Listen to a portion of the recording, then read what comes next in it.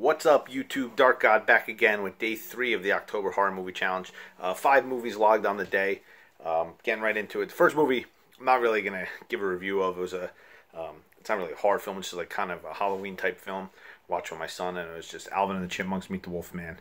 It's a basic cartoon movie. Fun, good for kids, and just something to be a little different than what I watched for the rest of it, but or rest of the day. But not really gonna give a review of it. Just basic kids movie, fun, little retro.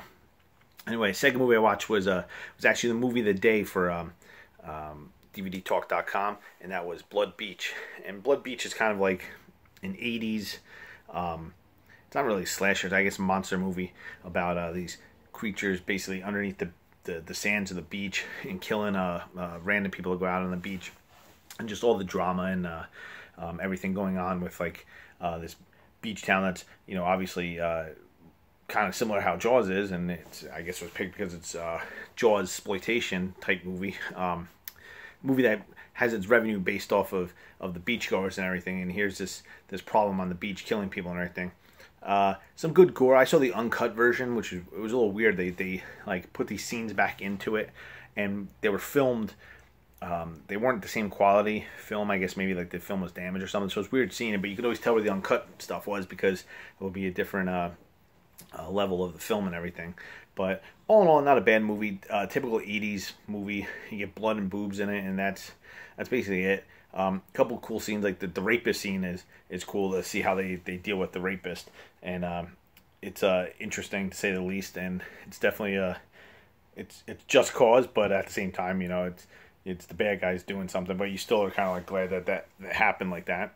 But I'd give it like 5 out of 10 maybe.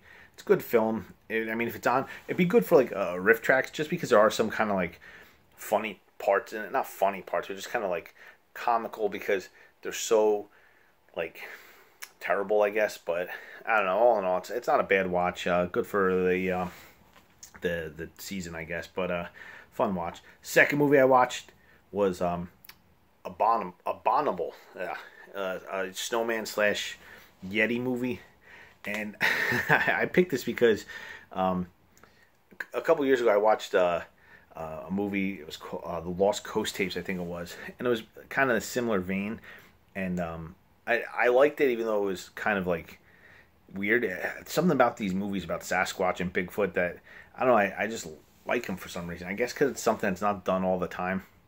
But anyway, this one it actually, like, I'm not gonna say it was a good movie by any sense, but it was a fun movie to watch. It had a lot of gore, good gore too, good effects and everything, and it had cameos from a lot of people, like in horror. Herbert West, Reanimator himself, was in it, and then you had who else? Lance Hendrickson was in it, and I mean, they have a small scene, but their scene's the best scene in the movie. It's them and another guy. It's character actor. I can't think of his name.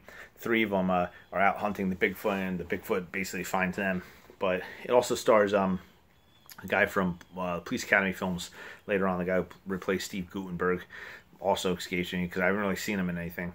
But he's in a wheelchair, so you kind of get like this Rear Window / Bigfoot movie, and it's really weird mashup, but like it's a fun movie, and it's a little wonky in parts, but I mean, it's something I would watch with friends just to hang out and basically have fun, drink a couple beers and watch it. It's that type of movie. You can't take it too serious, but I'd give it like a 5.5 out of 10. I liked it better than Blood Beach for sure. Keeping in the kind of lowbrow, not exactly top of the line movie. The next film was Ghoulies, and Ghoulies is a 80s Gremlins ripoff. And I mean, if you went to a videotape store in the 80s or early 90s and everything, you always saw the Ghoulies films, and they always had the creature sticking out of the toilet. And I don't remember ever seeing them back then. I could have sworn I seen Ghoulies 1 before, but a lot of parts in the movie I'm like looking at it like, oh, that's something different. I don't remember that.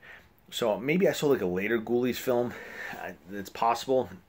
Or maybe I saw something else, like one of the other ones, like Munchkins or Hobgoblins or Elves or Trolls, whichever ones that all the Gremlins ripoffs that came out. But anyway, Ghoulies. It's a Charles Band movie. I don't know if he wrote it. I know he did the music and everything for it. But it's very... It's got its moment. It's very 80s. I mean, it takes place on a college in the 80s, so you get like each archetype of character, and it works in the sense of, I mean, you can't take anything serious in this movie. It's like they just throw everything at you and just hope some of it sticks that you like. And I mean, there are parts like of it. The gore is really not reminiscent. I mean, not evident. There's one scene with like a tongue wrapped around the guy's throat, which is a pretty cool scene, pretty cool death, and that's basically it. I mean, it's fun. It's like a one-watch type movie, though. Like, you could blow through the whole Ghoulies series, which I think I'm going to do now, because after I watch Ghoulies 1, I watch Ghoulies 2. So now Ghoulies 4 is on Amazon, and I think I got to find Ghoulies 3. I don't know if there's more. If there is, I'll look for them. But now that I watch 1 and 2, I kind of want to watch 3 and 4 just to see, how far this train derails off of the tracks, because 2, which was the 5th film of the night, Ghoulies Part 2, takes the Ghoulies from the college and puts them into like a traveling carnival type thing with this. They hitch a ride basically with a magician and his nephew, who sets up like not the spook show. I guess it's a spook show, but they basically get integrated into there. And I'll tell you what, there's one scene where like you see 80s special effects, like where they're trying to be cutting edge, and it just looks so bad, where the Ghoulies are walking and you can see the pixelation around them walking, like it's being cut onto the screen and then moving, and it looks very off-putting. I'm sorry, Ghoulies 1, by the way, I would give it like 5 out of 10. So Ghoulies 2, anyway, the death scenes aren't anything better. They're a little bit better. Like, you see more of the Ghoulies, actually, and you see them moving more and manipulating stuff more. Like Ghoulies 1, they had like things where they would manipulate like a clown's dummy, and this one, that you see them more doing stuff themselves, where like they're wrapping like mummy wrap around the one body to hide it and stuff. And it just, even though Ghoulies 1 was only like a 5 out of 10, Ghoulies 2 is a little lower. Like, it's not as good of a film. It's a little more serious in the tone of like the death and everything, but they do kind of give the Ghoulies more like funny moments, and you could see that they were really, really trying to be like Gremlins still, like with that.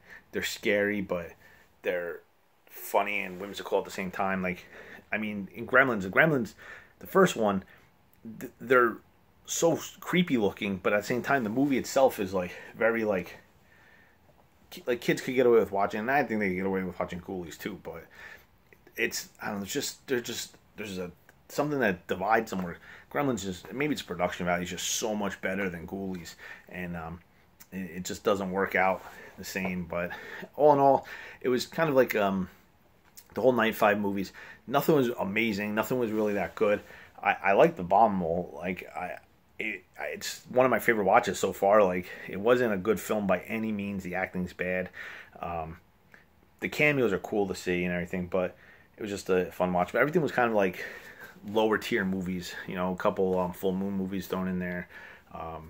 Blood Beach was like kind of almost B grade monster slasher type movie, and it was just a different night.